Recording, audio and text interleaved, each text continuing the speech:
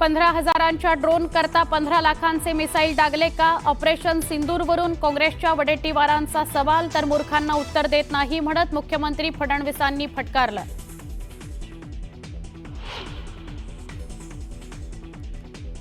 धुळ्यातील गुलमोहर शासकीय विश्रामगृहात आढळली 1,84,00,00,000ची रोकड. विधिमंडळ अंदाज समितीला दिलेल्या खोलीत रोकड आढळल्यानं खळबळ. अनिल गोटेंनी केलेल्या आरोपांनंतर पंचनाम्यात आढळली रोकड.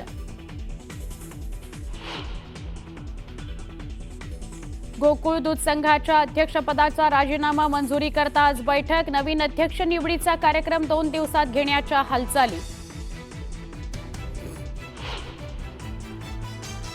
राज्यात पुढील 4 दिवस मुसळधार पावसाचा अंदाज. मुंबईसह कोकण, मध्य महाराष्ट्रात मुसळधार पाऊस पडणार असल्याची हवामान विभागाची माहिती.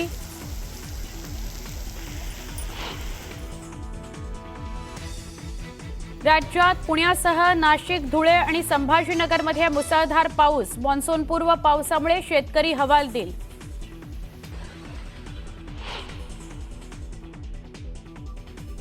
पंतप्रधान नरेंद्र मोदींच्या हस्ते आज देशभरातील 103 अमृत रेल्वे स्थानकांचं उद्घाटन. महाराष्ट्राला मिळणार 15 अमृत रेल्वे स्थानकं. पहलगाम दहशतवादी हल्ल्याला आज 1 महिना पूर्ण. मात्र महिना उलटूनही पाकिस्तानने केलेल्या नापाक कुरापतींच्या जखमा कायम.